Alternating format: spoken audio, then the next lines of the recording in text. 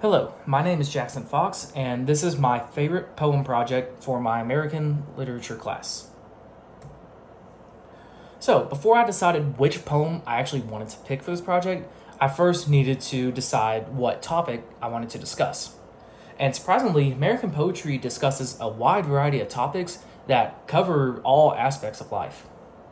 And after some time, I came to the decision which topic I wanted to discuss, which is death, which may seem kind of dark, but I think it'll make a little bit more sense by the end of this video. So, once I knew what topic I wanted to discuss, I then needed to find exactly which poem I wanted to use.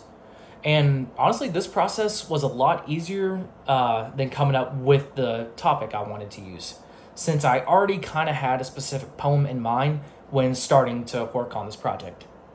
And I remember hearing this poem being read at a funeral when I was around 7 or 8 years old.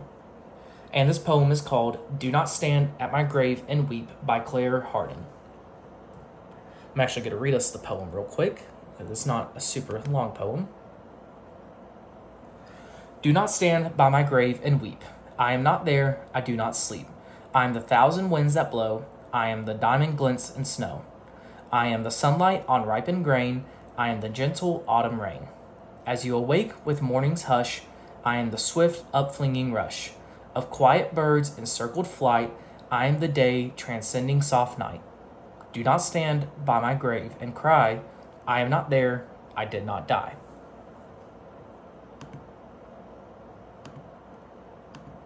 Okay, so back to the slideshow. So honestly, when it came to the poet Claire Hardin, I really didn't know anything about her until I started working on this project.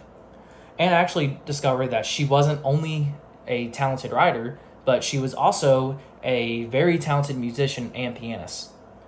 And she honestly wasn't well known at the time for her writing, and honestly, she's really not that well known now.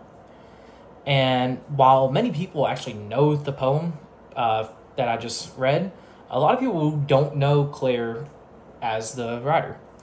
And out of the multiple poems that I read from her, it seems that she really likes to talk about death and morality in particular when it comes to her writing. So, why did I pick this poem?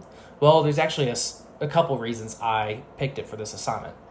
So, one of the main reasons is the topic of death can be seen as kind of taboo by many, with most would obviously wanting to talk about something that's a little bit more lighthearted and not quite as dark.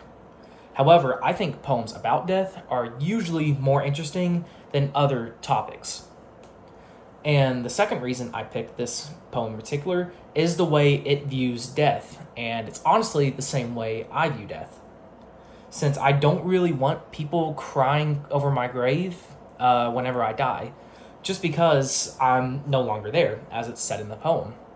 And the person that I am and the person that I'm going to be isn't in the ground. That's not where I'm going to be, and that's not how I want people to remember me when I'm gone.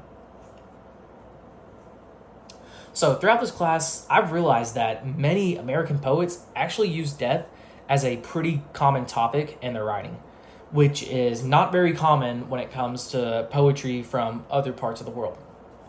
And I honestly think the freedom we have in America allow these poets to write about these topics without having the fear of being persecuted or judged by what they write.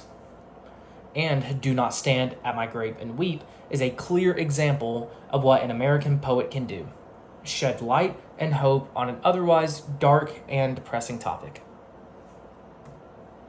And thank you very much for watching.